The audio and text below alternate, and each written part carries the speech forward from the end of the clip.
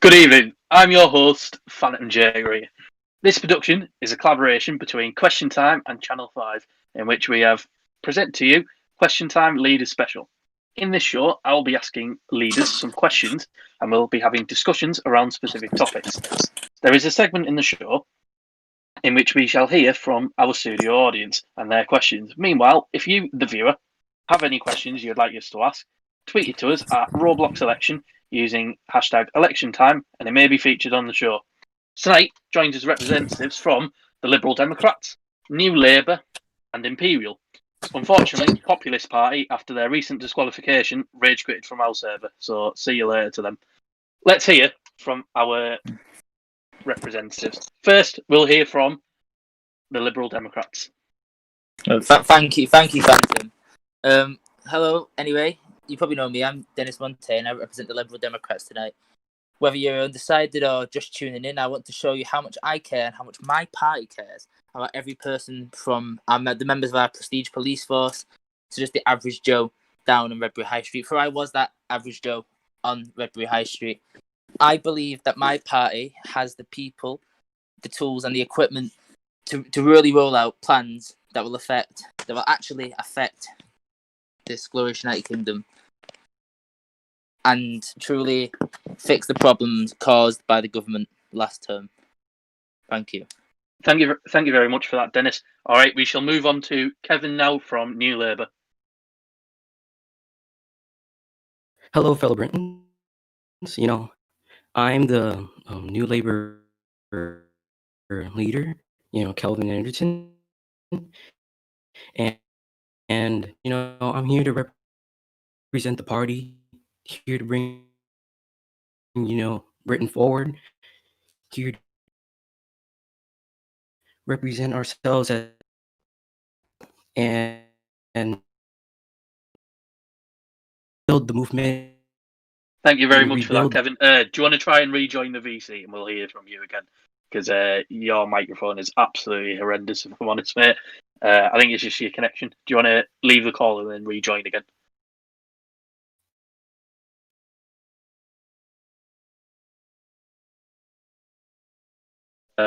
We'll just wait on him.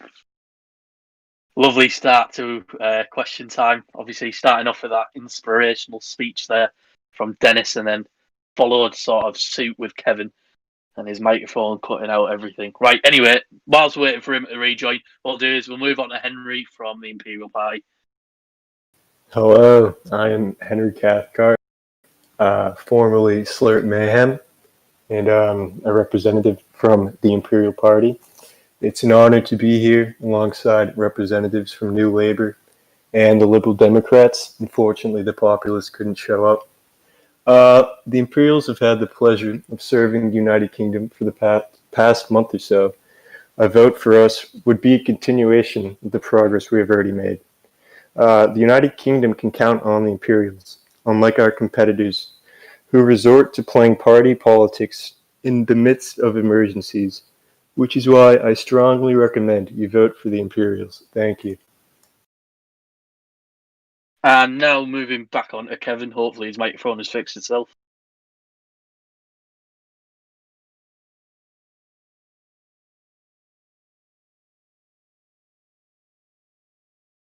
Maybe, maybe not.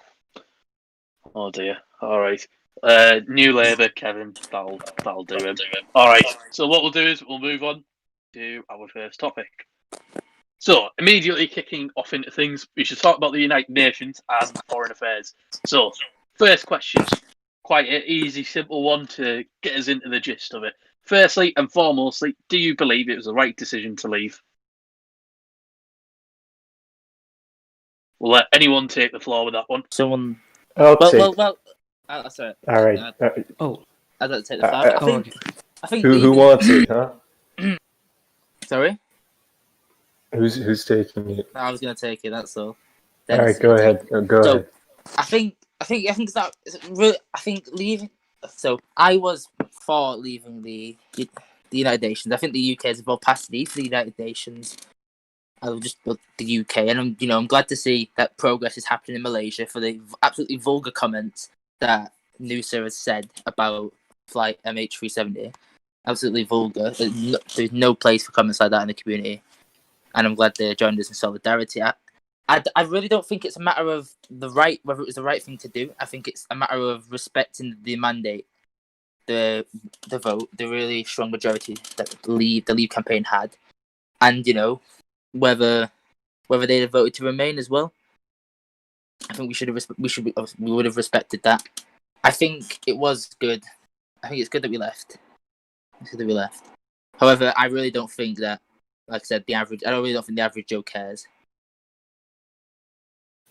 Yeah, I'll add on that. I mean, serving as foreign minister, obviously, it was the right decision to leave, as there were consequences. I mean, Dennis says it doesn't affect the average Joe. Well, it affects the average Joe when they're being doxxed by foreign nations.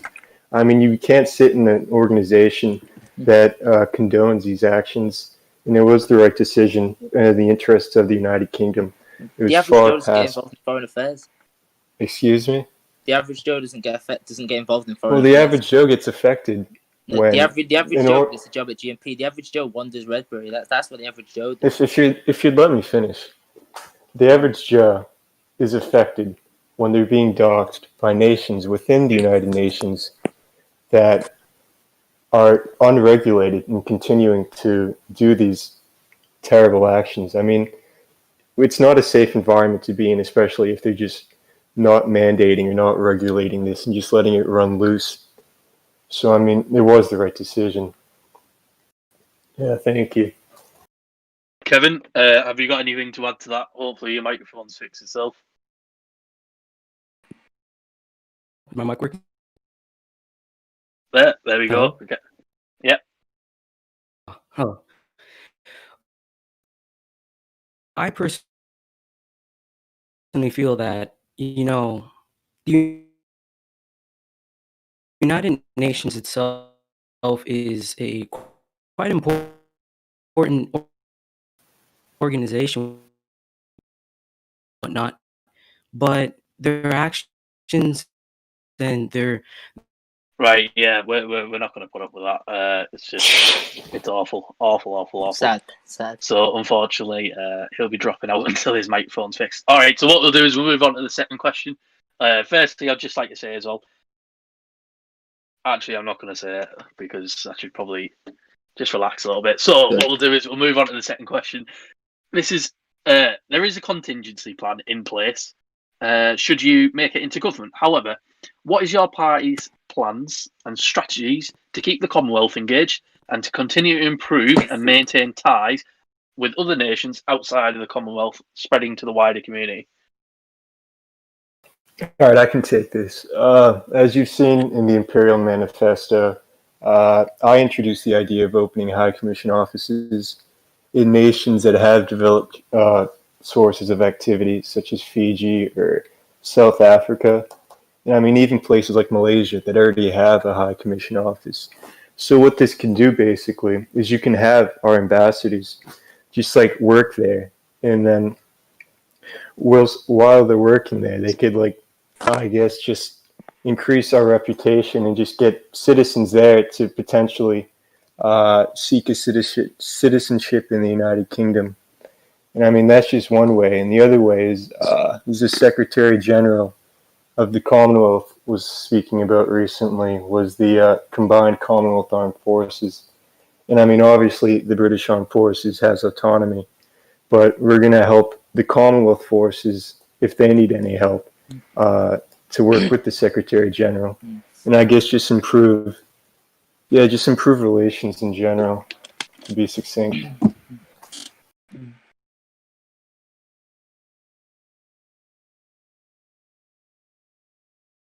So have you got anything to add? Me.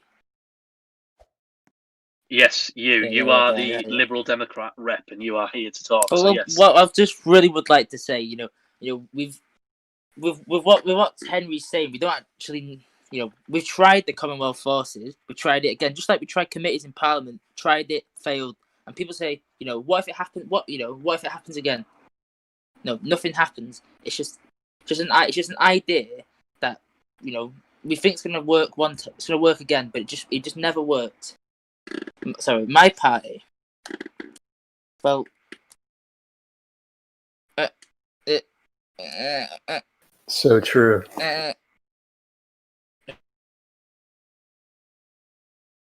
I think you left. All right, lovely. Lewis. Hello, can you hear me well? Yeah, that's fine. So we've got a new Labour rep. So Thank you. I should be joining the Go on in server there. here just in a minute. Yeah, I mean, if I could just comment, when Dennis said that it's just an idea, I mean, the last combined Commonwealth force, I believe, was under a new Labour government, if I remember correctly. I mean, I'm willing to put in the necessary resources to allow this to function properly. And that's what it relies on. It relies on the resources. All right. There you go. Well, one of our main things in our manifesto is that we're gonna work with the royal family, and then sorry, I've just dropped my phone then. And their dignitaries as representatives of our nation, so we can ensure a stronger sphere of influence.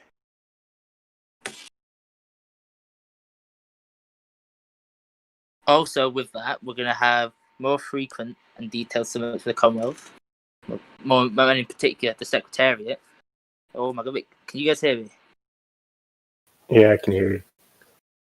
All right, thank you. Well, we're going to offer ourselves to plan, host, and implement more Commonwealth summits. Because we want to, it's a family, really, the Commonwealth, and we want to bring it closer.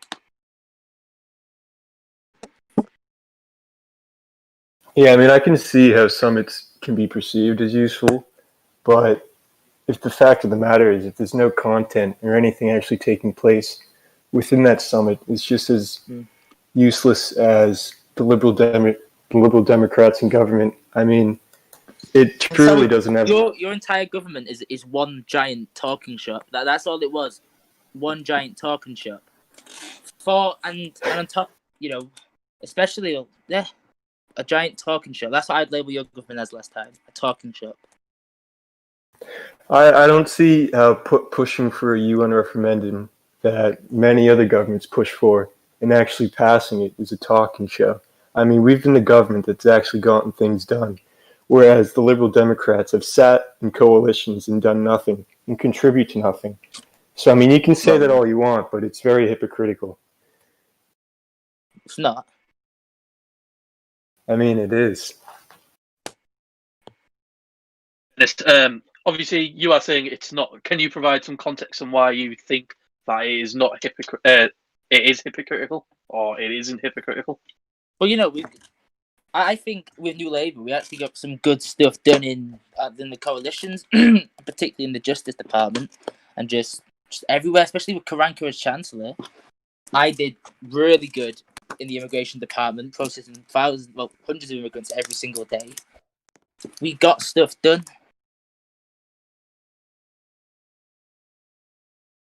I'll be honest, I don't see how that links to the question, but fair enough, mate. Yeah. Let's move on. Let's move on anyway. All right. So I'm going to ask questions now directly to the leaders or the representatives that we have here. So firstly, I'll ask the Liberal Democrats, and then I'll ask the Imperials. Okay. So to the Liberal Democrats, in previous Liberal Democrat manifestos, you had pledged to voters to remain in the United Nations and to push for reform and change. Can you accept that this is something that, as long as you went along the term, you shifted in policy? Well, wait, so could you please repeat that, actually? Yes, so in previous manifestos, the Liberal Democrats had said or pledged to their voters that they would remain in the United Nations and push for reform and change. Can you accept that this is something that changed in your policy as of last term? Yeah, we do accept that. We've got new leadership. The Liberal Democrats is under new management now. As you can see, we've grown larger. We've got opinion has changed, and of course, more evidence has come to light of the evidence. More evidence of UN leadership being complacent with doxing and all other stuff. And so, of course, opinion has changed. Very much for that answer. All right, so now moving on to the Imperials.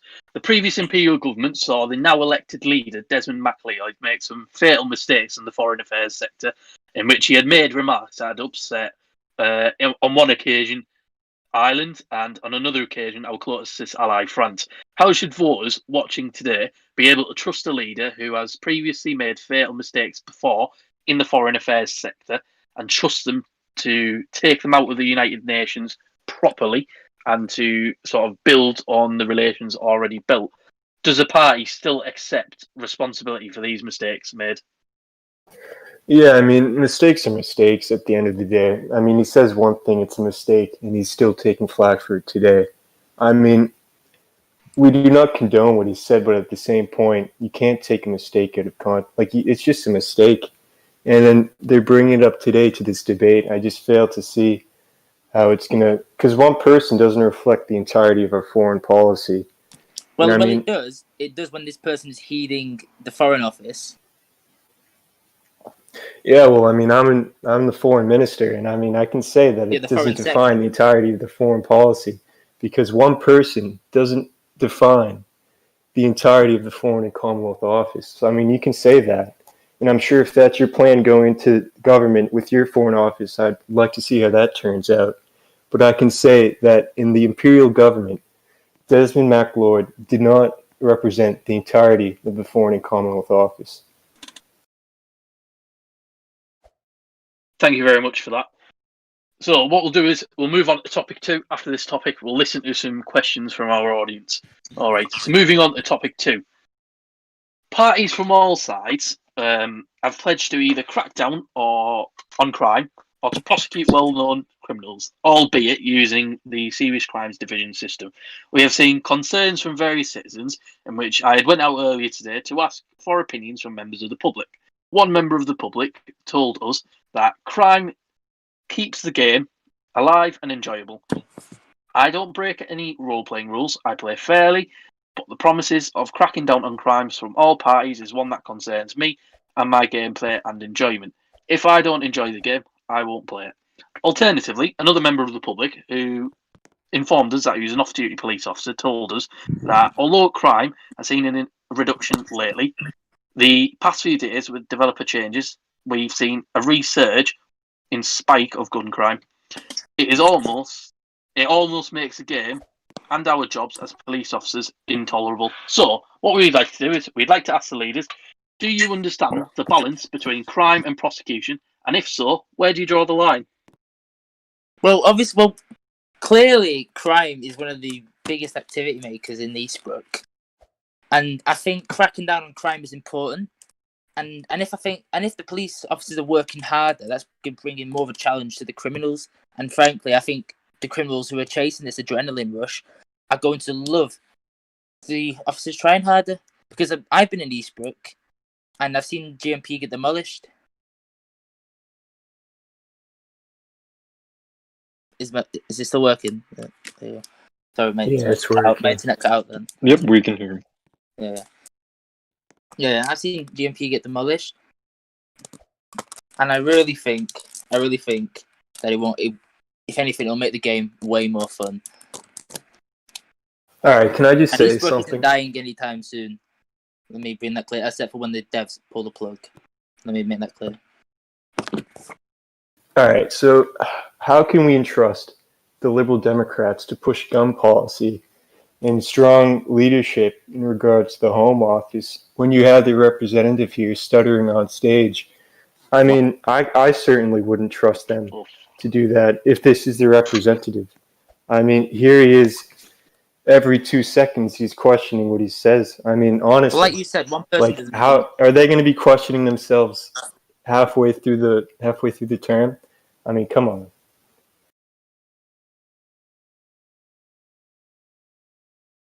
To the question, basically. Is that all Yeah. you've got to say about cracking down on crime? Yeah, I mean, I'm just calling you out for saying that like you're you going to said, crack one down on person- crime, and here you are on stage stuttering and You confusing said your it words. yourself that one person doesn't show the entire view of one party. You said it yourself. And in fact, I'm even in the Home Office. I've only worked in the Home Office in the immigration part.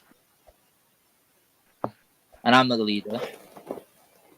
Yeah, but you're representing the party. I mean, you can say, yeah, one are person picking doesn't at represent us, but straws. when you send a representative, their sole duty is to represent you. And you're Again, representing the desperate, Liberal like your Democrats leader, perfectly Desperate today. Desmond. That's what I call him. All right. Right, so we'll refrain away from the personal insults. It doesn't really help the debate. It doesn't really help the party. As soon as you start using personal insults, you've pretty much lost the debate. So we'll refrain away from that. Well, I called him Pretend it Desperate never Desmond happened. all term. Well, that's fantastic for you. All right, but let's stick to the point and the question in hindsight. I think Lewis was trying to come in there with the new Labour sort of perspective. Go ahead.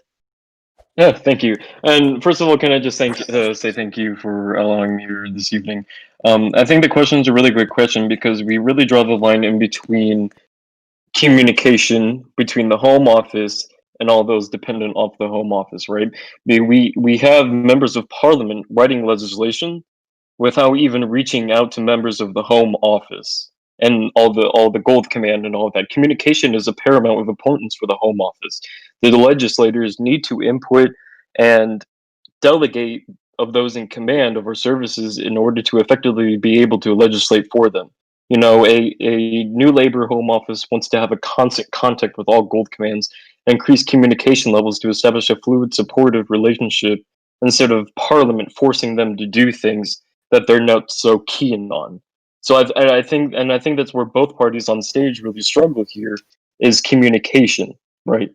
So that that's something that we really need to work on in order to really address crime. We need to hear from the leaders of the Gold Command first, rather than creating solutions on our own. Henry, so obviously you didn't really answer the question, so would you be able to provide an answer to the question? Yeah, I mean, gun crime is a source of activity if you're going to be plain and simple. I mean, we can't forget that this is a game. At the end of the day, it is a game. So, I mean, you can't just say, oh, we're going to ban guns because some people got shot and they can't handle it. I mean, no. There's a reason why people log on Eastbrook every day. And, I mean, you can call it malicious, but it's the reason they log on to Eastbrook. And as the new Labour representative said, I mean, we do have to contact with GMP and public services to see really what their input is on it, because we can't make decisions. Like, we're not going to try to be tyrannical government here. I mean, we have to push for localized decisions made by the people who it affects the most. Got there. We shall move on. So, another question that's quite a popular one. We've seen lots of complaints, and for quite a while as well, coming to the Treasury regarding private companies and employees committing stuff like traffic offences whilst on duty or on in employment. So, do you believe employers or employees are responsible for traffic offences committed by employees? It's caused a bit of confusion in the past. And do you think that the Treasury should or shouldn't have the jurisdiction to punish employees for this? They No, shouldn't that's have the silly. jurisdiction. I mean, it's up to the private business owner to regulate his own company. It's not up to the government. I mean, these are private businesses. If they want to compete in the free market, then they're going to have competent employees. It's not up to the government to strong arm them. I mean, it's a free market that we're running in. So they have the ability to compete, and by virtue of that, they can just hire competent individuals that aren't just breaking the law or committing traffic offenses.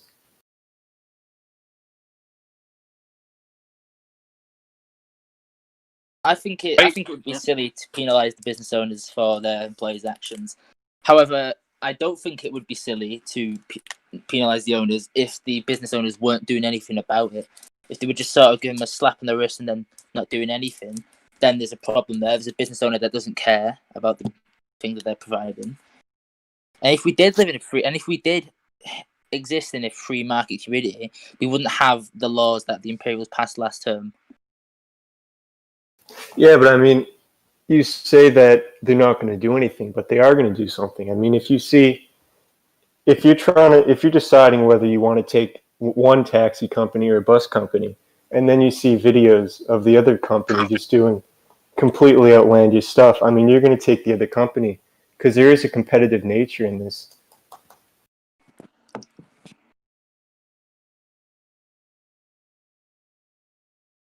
Lewis, do you have anything to comment from New Labour side? Yeah, so I'll actually have to agree with Dennis with that. If it's a one and done situation and the corporation or business takes care of their employees, so be it. But if it's a situation to whereas a business doesn't take care of it and doesn't punish their employees, and it's a repeating offense, then it would be up to the Treasury and the Ministry of Justice to really work with together. Yeah, because we're all about collaboration. Our ministries have to work together in order to effectively carry out all solutions and all consequences of all situations that do occur. Okay, it's interesting all parties say that, having last sort of in their manifestos, every party had something to do about employment rights and employees. But obviously, we saw our Imperials try and pass the bill, and there were rumours going around that it was with Liberal Democrat sort of collaboration, and it was with New Labour collaboration as well, working with the shadow ministers and working with the shadow chancellors. And obviously, it was promised in the manifestos, in all three parties' manifestos, excluding the Populist Party, in which we had seen the bill fail and another reversal of policy. So now, for everyone to come on and sort of support the free market, for me personally, and possibly for some of the viewers, is a bit of an irony. Do you have any sort of response to that? Wait, can you guys hear me? Yeah. I cut out for the last minute then.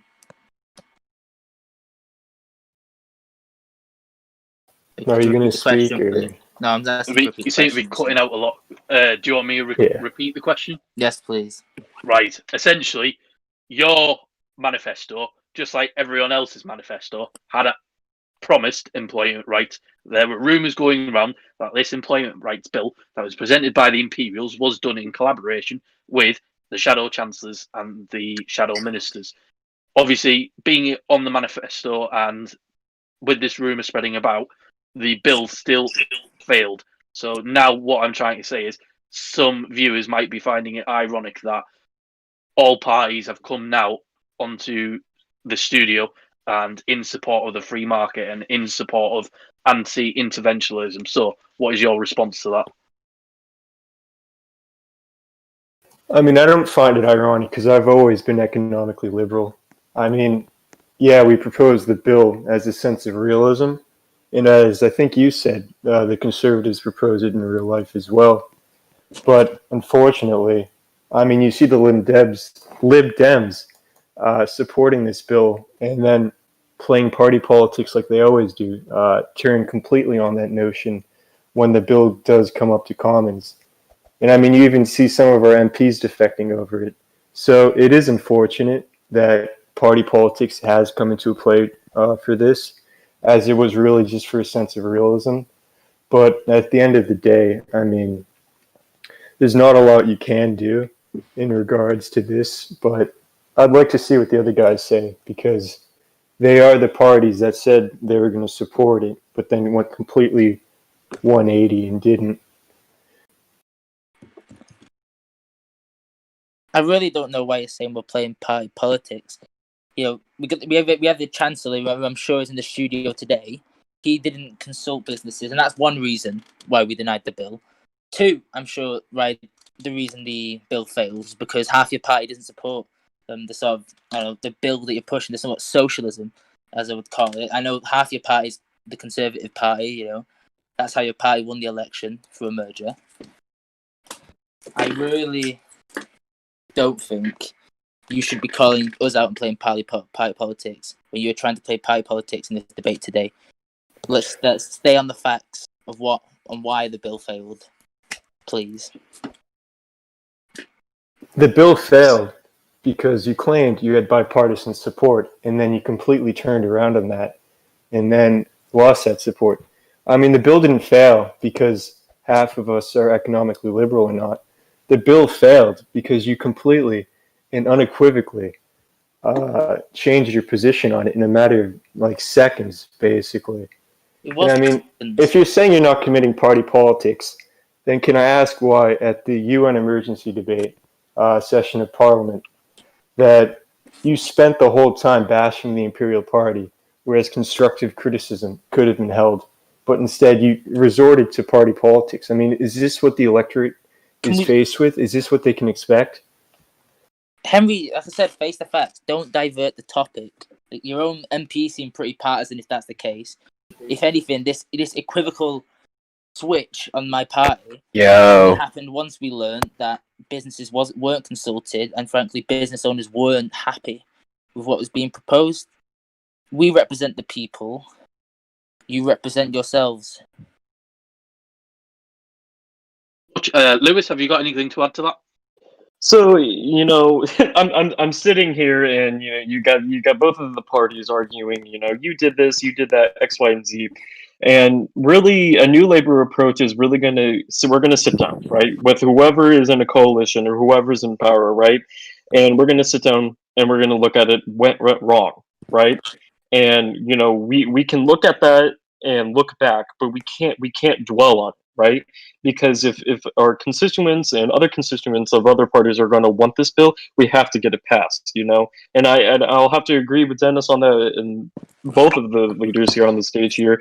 Party politics, we're playing with the rights of these employees, but it's not a game. It's not a game to mess with their rights, right? Now Roblox is a game, but when it comes into a situation like this where they're spending so many hours on this game, that we have to provide an excellent service for them and provide them what they want, not what we It was never a matter of party politics. It was a matter of serving the best interests of our constituents. So you're saying that your constituents switched last minute? Because our constituents are also the business owners, the job creators, and if I am correct, I swear that I saw at least 3 business owners, one being the owner of Mountbatten Express. He's going mental in UK General about this. So you're telling me that the Liberal Democrats uphold all business owners and all job creators in the UK? You just said that to me. If I may interject, excuse me. Business owner, and neither did the Imperials, which the Imperials should have, because it was their job to do so.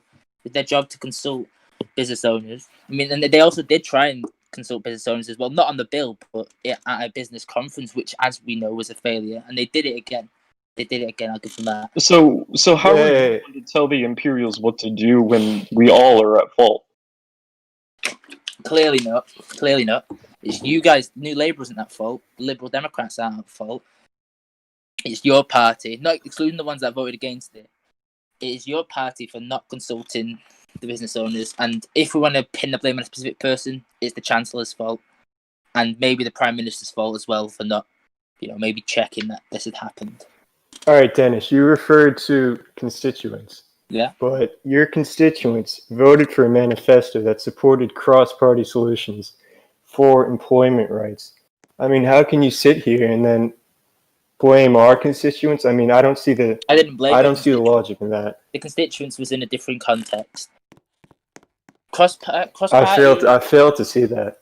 Cross-partisan solutions will happen, and they were going to happen until we learned that. Yeah, they were going to happen until you turned a complete 180 to play party politics. It was going to happen. We were going to serve the best interests of the British people, something that your party failed to do in that respect.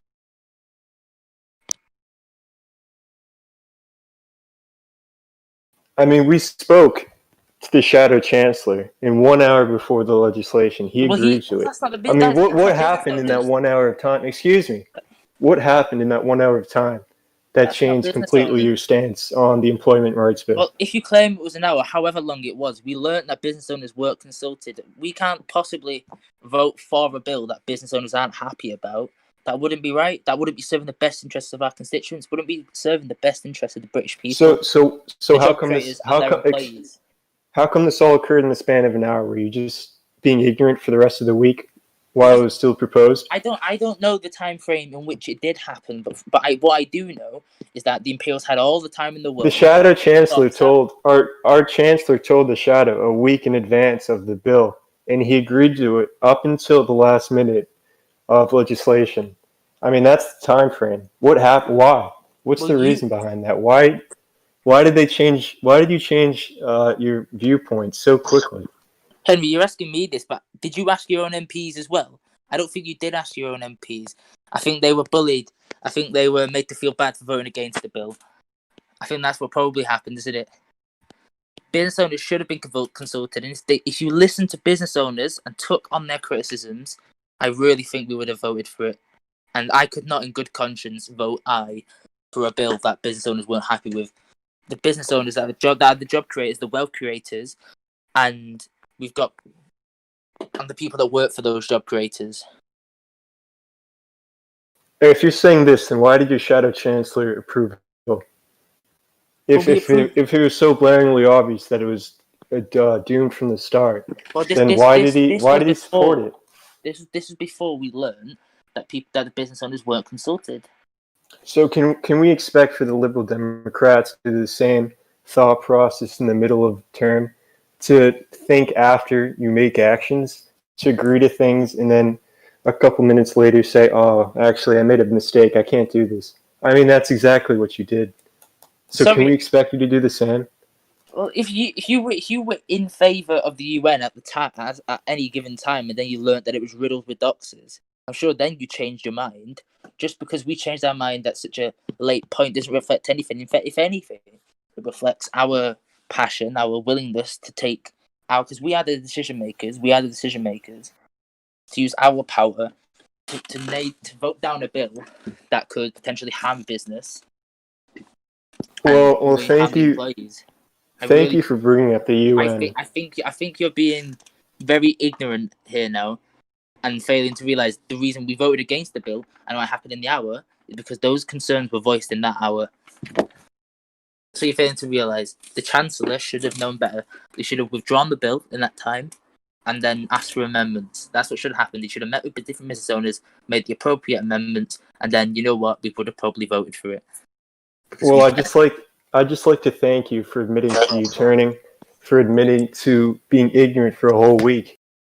And frankly, it wasn't for the being whole ignorant to all your voters. I mean, it's in shambles. I'm sorry. You guys did the exact same thing. Well, if anything, we weren't being ignorant because it wasn't our job to consult business owners on that. It was the Chancellor's job. Then why didn't the Shadow Chancellor? Why did he support? Like, you still haven't answered my question. Why did he support it up until the last minute? I did answer your question. I mean, we've been going over and over and over again. Last minute. We said last hour, whatever you like to call it. So was the Shadow Chancellor, was he asleep? Because there was a last minute change. Of course he wasn't asleep. Then what was he doing in that time span of the week that the Chancellor sent to him? And then last minute he changes. We spoke with each other. We all discussed our plans. And again, the reason we voted it down is because it wasn't in the best interest of business owners, as said by business owners. Lewis, have you got any opinions on this? No, I've already voiced. And if I'm correct, right. Okay, right. Let's hear from a member from our audience. What we'll do is we'll give each leader sort of about 60 seconds to answer. So what we're going to hear from first, or who we're going to hear from, is Mr. Nine Keane. So go ahead, Mr. Keane. Hello. Audience 1. My first question is for the leaders, and it's will any of the party leaders resign if they fail to make gains or achieve the targets like their party have set for this election? Well, I can't speak on behalf of Josh here because this is obviously what he stands on. I think this would be an appropriate question if all the leaders were present. Yeah, I'd have to agree with Dennis there. I can't speak for Kelvin on this matter, though every party should be upheld to a certain standpoint. Be the same answer for Imperials. It's just a shame that none of the leaders can actually pluck up the courage and the time to come on such an important debate like this where people are watching, where it is affecting the public. And you know what, I'm quite embarrassed about it, and I'm sure other people are as well. But nevertheless, we shall move on. Nike, do you want to ask your second question? Thank you for your question, Ian. Thank you. Thank you. My second question is actually to the Liberal Democrats, and it's do you think it's a good example to have the first Secretary of State and the government chief whip as someone who was removed last term due to bad behaviour and inactivity? Is that a good example to the people of Parliament and the general public?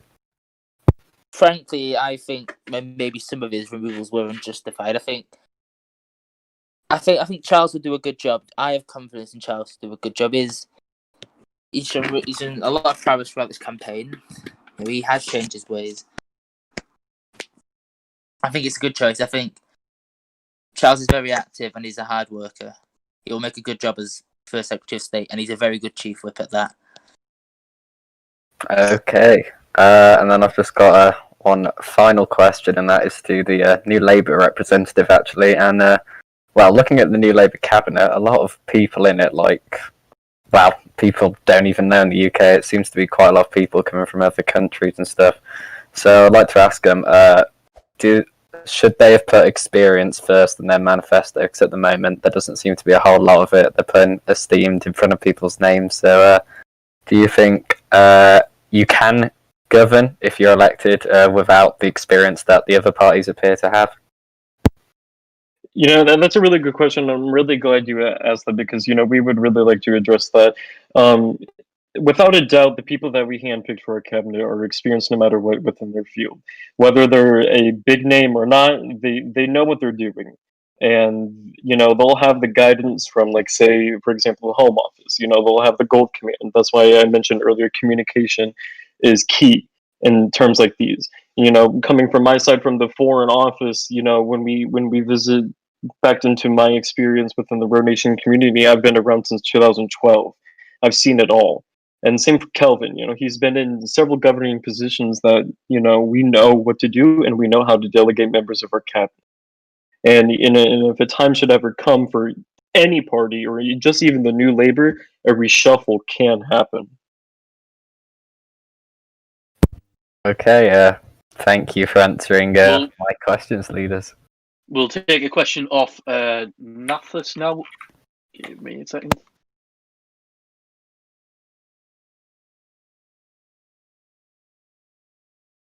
To the podium and ask your question.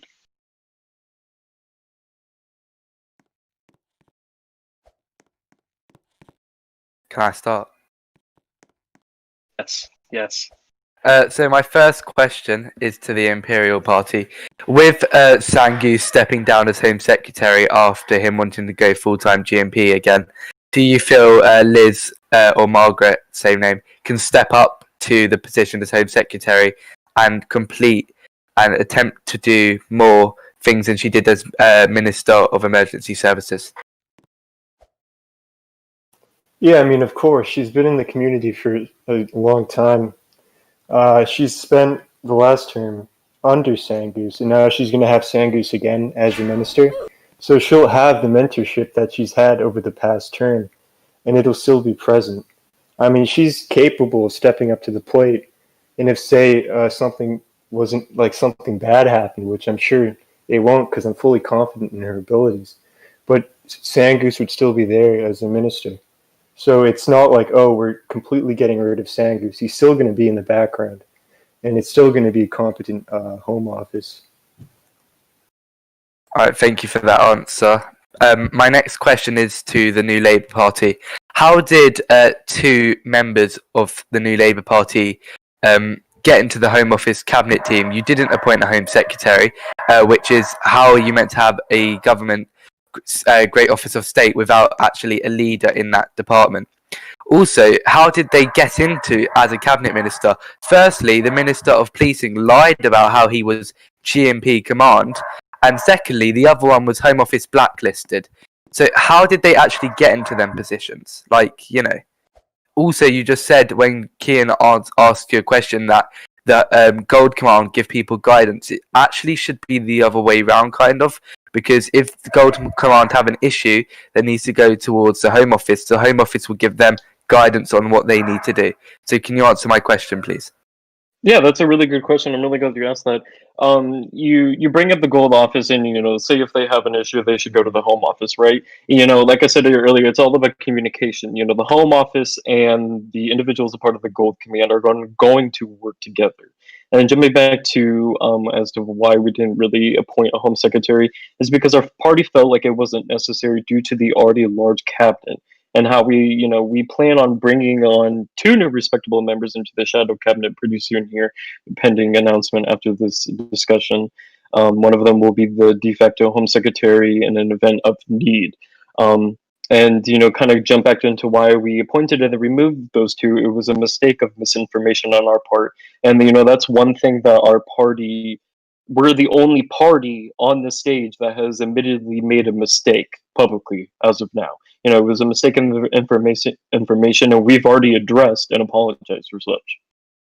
But why can't you now tell us on this debate who the new Home Secretary is or the ministers in the Home Office? You've got currently 33 people watching. I guess some people are New Labour supporters. Shouldn't your party be accountable to, and we should know, because obviously your mistake appointing 2 other people, but that's now changed, that it's not in the manifesto. So do you not think right now we should know who's going to be running the Home Office if New Labour is elected? Without a doubt, I respect your question and your concern, but the thing is, I'm not the leader, so I don't get to call those shots. To my knowledge, an announcement is going to be made after this discussion, like I said 5 seconds ago, and we will have qualified individuals named to take those spots.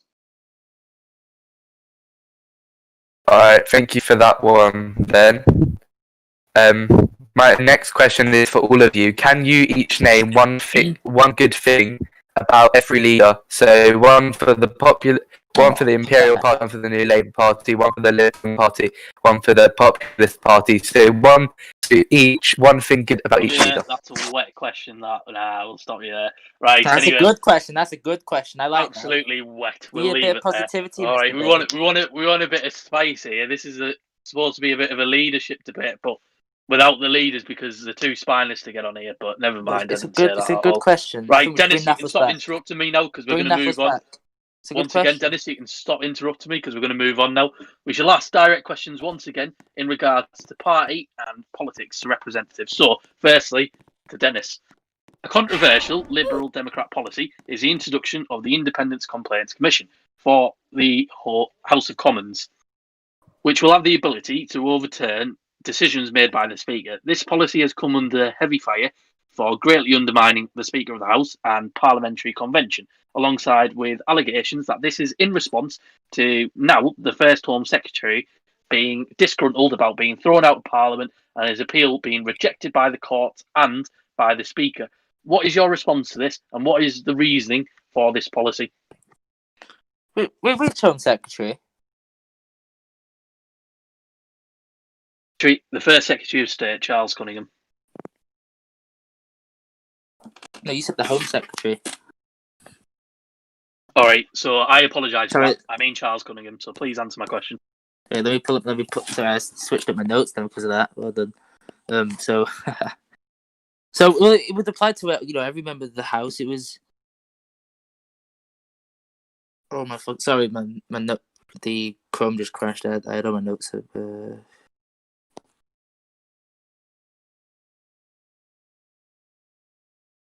Stalin, just answer the question. It is in your manifesto. Go on.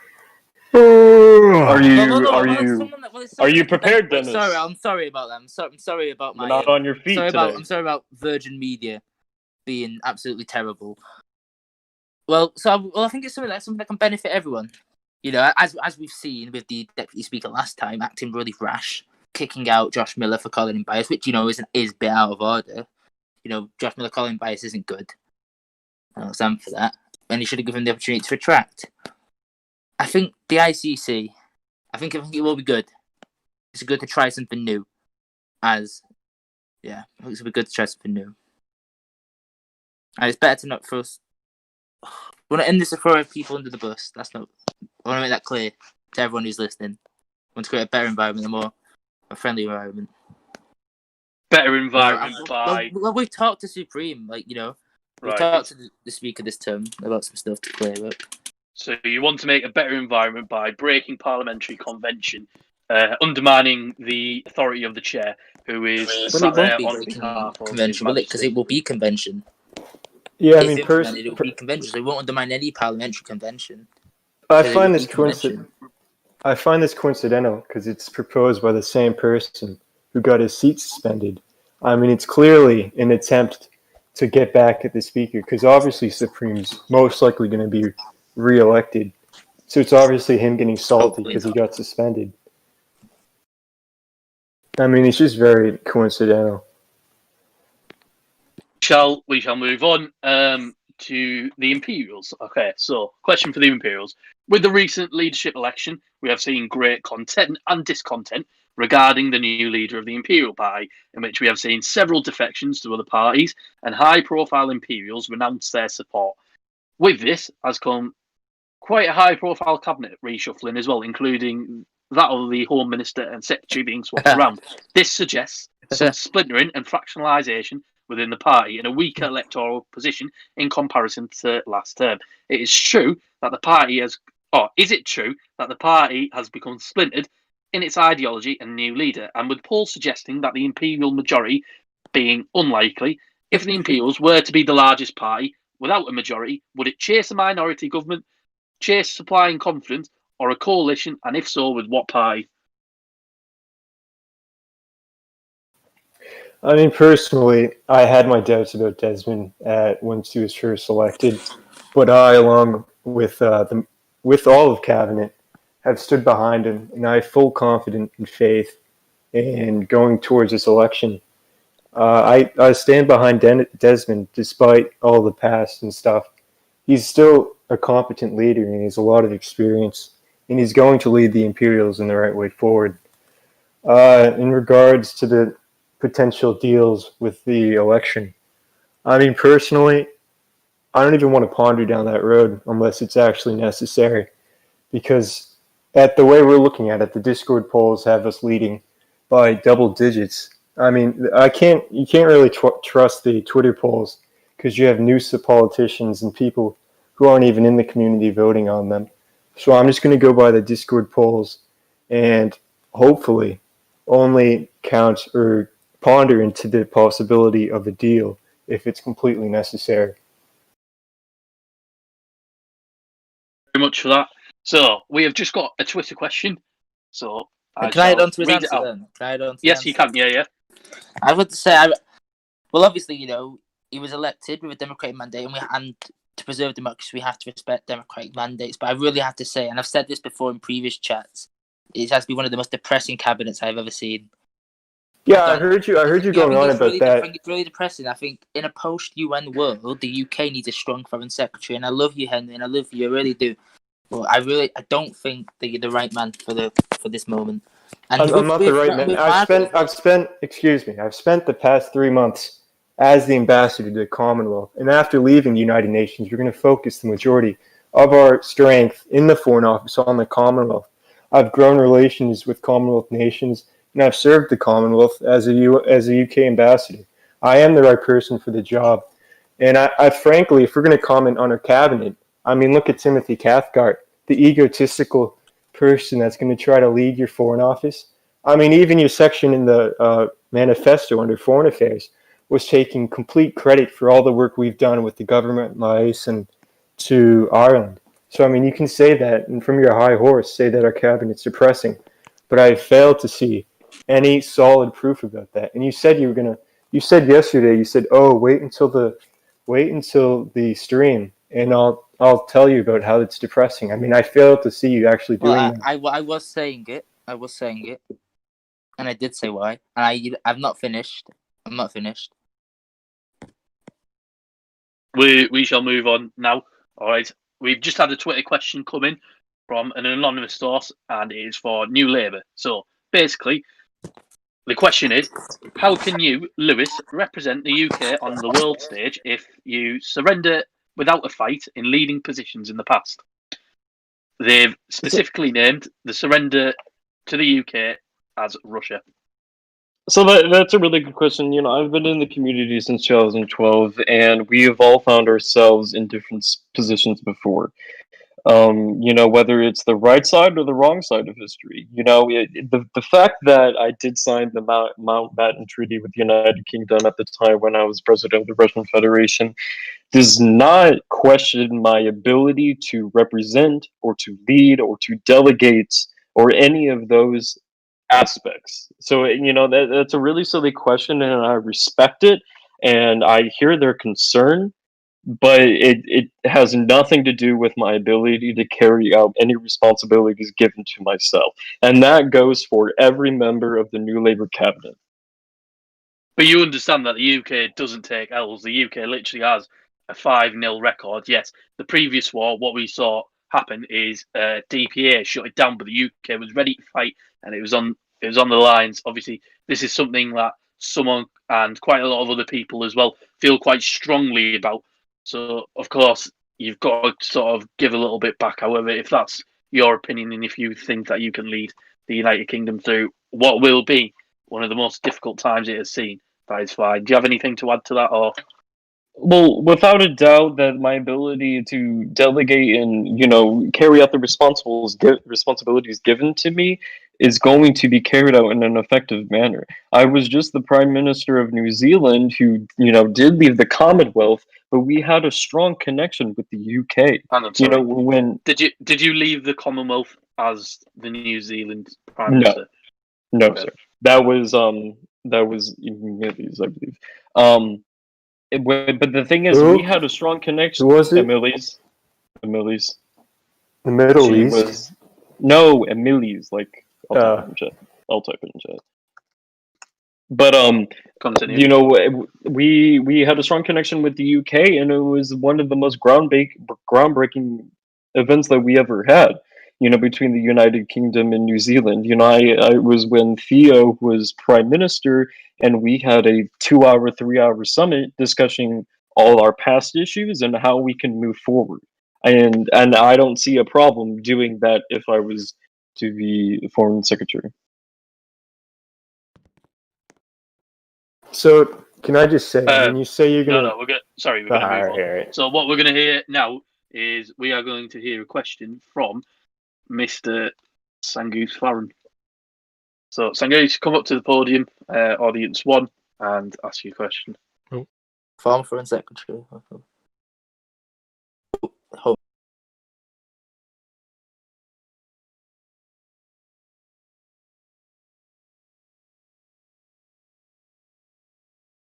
This is your time to ask your question now.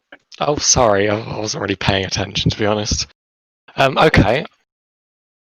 During the campaign so far, we've seen... Oh my god. Sorry, I'm listening to the stream on Echo. Okay. During the campaign, we've seen attacks on the Imperial Party from the Liberal Democrats based on legislation that failed the House of Lords, in their own words, deemed to be terrible and needing change. However, during the tenure of Parliament, these same acts were ticked along happily by the Lib Dems, often without any debate whatsoever. So either the issues of the bills are being politicised when you actually agree with them, or you're simply not doing your job as an opposition. So how can we trust you to lead in government, especially at a critical time like this? I think you can trust us leading governments. We've got the people. We've got the people who've got the knowledge. They've got the experience. Our cabinet's very experienced, and it's not just in politics, but in the world of work in the UK. And I think you can really rest assured with the Liberal Democrats cabinet and our plethora of backbench MPs who are also very passionate to make the right decisions, as we did last term, such as voting down a bill where business owners weren't consulted. Fantastic. We're now going to take a question from Proud, the Geordie warrior. Hello? All right, come on then, Mr. Geordie warrior. It's your time. Hello, am I on here right now? Yeah. No swearing. Aye. Oh, no swearing. Right, so what is your plan now out of the United Nations? That's to everyone. I didn't know, is that how I'm supposed to ask a question? That's fine. Is anyone going to answer? Yeah, I'll answer. Take the floor. Excuse me? Yeah, what did you say, Dennis? No, go on, Henry. Go on. All right. So, as I laid out in the Imperial Manifesto, majority of our time is going to be spent focusing on the Commonwealth and any other plans that group staff may have with other organizations. But we're going to focus on the Commonwealth before else, with reforms within the Commonwealth as they're still in the UN, so we're going to have to support them in any challenges they may have there. But yeah, it's just going to be spent focusing on the Commonwealth and retaining relations with nations in the UN that are somewhat friendly with us and projecting our global image.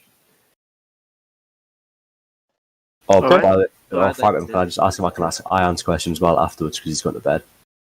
Yep. So, I didn't really hear much from the Imperial side on that because, you can say you can do reforms, you can say you can retain relations, but everyone in the Row Nation community says that. Because it's the Because- basis of diplomacy. It's the basis of diplomacy. it's okay, but it's the basic, but it's boring. It's boring. It's the same old. It's black and white. If you're calling diplomacy boring, how can we trust you to be We're the not- foreign he secretary? never said that, did he? He never No, said that, I'm- Henry.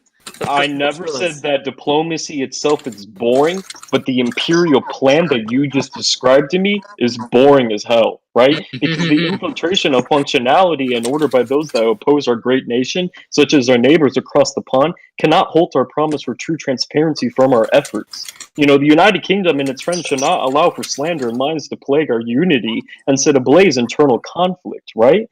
Because, for example, a new Labour government is going to work to mend old ties, right? Because, retaining relations with countries is great and all, but what about getting back to those that we don't have good relations with, And we need to ensure our position as a global force.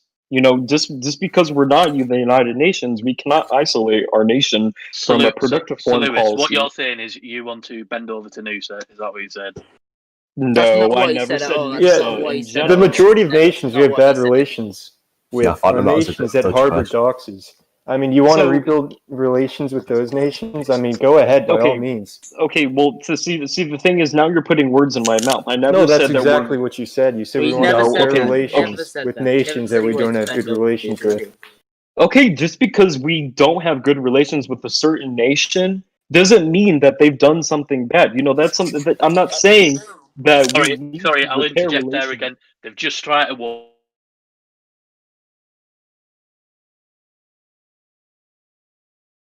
Doing anything No. bad. Absolutely ridiculous. Your second Proud to question, ask your second question, but stop in there. I didn't answer. I didn't get the These chance are to answer. hang on, I didn't- Phantom I Jack, didn't can get ask a me a chance second to question. Sorry. Moving on. Basically, this isn't Right, my yeah, personal answer. opinion, but I've been I asked to didn't ask: answer. can the nation really put their trust in a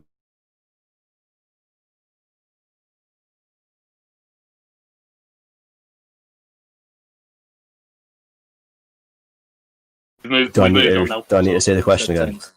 Go on then. This isn't my view. This is what I've been asked to ask. Can the nation really put our trust in a man like Dennis Monty, who's had a lot of controversies in the UK? Yeah, I think, and I'm a really good example of this, of turning a new page and really bouncing back from any mistakes. I really don't think any mistakes have had their short-term and long-term impacts. I really do think that you can place your trust in me this time, as people have many other times as well.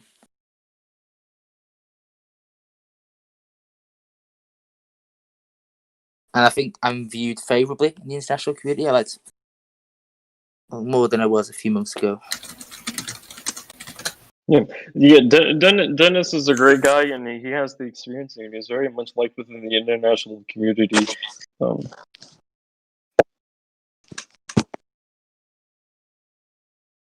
Got a few more questions from Twitter, and then we're going to round up. So this question we've got here is directed towards the Imperial Party, and it is: how confident are you in Elizabeth following her dismissal from GMP, failing a simple final exam/probation?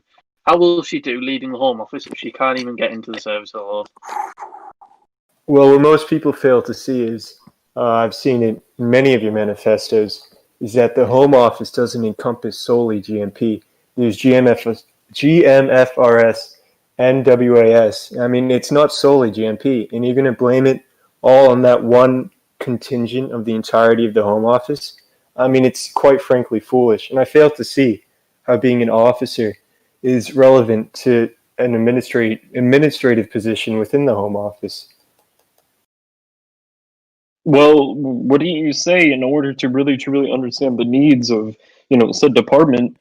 Shouldn't she have been in the department? Yeah, how is she supposed I to mean, lead you said it the yourself. You said debates? that you need to communicate, and that's what she's been doing for the previous term. She's been constantly hosting meetings regularly, and she's going to continue hosting those meetings. So I mean, it's not being like, oh, I have experience in the GMP, which makes me experienced as Home Secretary, because if you're only a police officer, then you're not going to have experience in maintaining relations with Gold Command and other stuff. Because, I mean, yeah, I mean, honestly, come on. I mean, We're going to move on. We're going to move on and take the final question for this show from one of the audience members, and it is, of course, the one and only Epic Noah. Epic. Right. Right. Thank you. So, first question I want to ask is to the New Labour Party. So, we've seen the party declining previously. When Theo Novak resigned, it went down. Although there's been a bit of improvement from recent polls I've seen, it's still not enough to get them into opposition or government. How can we trust New Labour to be the right government for us when some of them haven't even been in the United Kingdom before? So that's a really good question, and I advise you to really do your research. I'm not telling you what to do or how to do it, but there has been key individuals, a part of our government that have been within the United Kingdom for a long time. Look at our cabinet, look at our MPs. Now, there is one thing that makes New Labour different than the other two parties on this stage. We're able to admit our mistakes.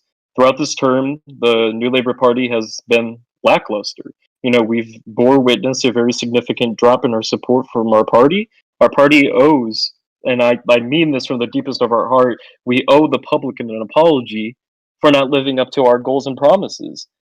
And, while we cannot go back in time and repair all the damage our party has faced this term, without a doubt, we hope to restore the people's faith in us once more. New Labour is without a doubt going to fight and earn back the trust of the British people, the same that they held before.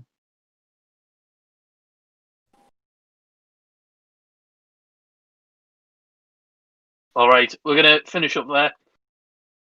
So we'll finish with the closing statements. So firstly, from the Liberal Democrats, quickly. What I want the people to take from this debate, and anyone who was listening, whether you're undecided or just tuning in from the front, I want you to think about this debate when you're making your vote, and think about maybe not how people have performed on the debate, but how they conveyed their ideas, whether people would choose to listen or live in their own blissful ignorance. We, like I said before, we care about the average Joe. We're going to set up stuff like devolved government, stuff like local government, which I think will be really good in Westbridge, as it almost worked in Eastbrook. And I don't think that the Imperial Party really conveys that message, or they don't represent who they intend to represent. And I think that's a problem that needs to be addressed eternally. Vote Liberal Democrats. We're going to build back Britain from the ruins that the last government left it in. From New Labour. Yeah, I definitely want to send Mr. Anderton's regards. Sometimes microphones really don't work out with 12 of us, or he may just have a potato as a router. But the ensuring future depends on this election. The New Labour Party has always been humble from our beginnings to our time in government. We've always been about the citizens of our great nation. And without a doubt, we're going to do everything that I just said. We're going to provide everything that we say. To take a look at our manifesto. We were the first party to release our manifesto, and it looks great. And, despite, really, been lackluster this term, we have to move forward. We cannot dwell on the past. And, as another parliament comes to close, a new era is going to approach our country in times of turmoil and strain. We have to reach towards establishing security and restoring the respect of our nation that has evoked beyond years that this community has existed. So, much for that. From the New Labour Party, on behalf of the Populist Party, we have rage quitted from the debate because we're too spineless to come on. So that is what the Populist Party have obviously sent in to me. So now we'll move on to the Imperialists. Yeah, I mean, as Dennis said, the voters should take this to heart and just see what the representatives have said, because you have the two other representatives on the stage not really grasping an understanding of what they're talking about, and just, quite frankly, spewing stuff that is quite irrelevant to the topic. And I mean, politics aside, thank you, Fent, for throwing this all together. And thank you, Dennis, and the other guy for coming on. It's been fun. We'll finish there. Hopefully you've had a little bit more of an insight about what party you may want to vote for and stuff like that. Hopefully you've enjoyed some of the stream. It's been very, very long. And we shall conclude there. Thank you very much for tuning in. And I'll see you later.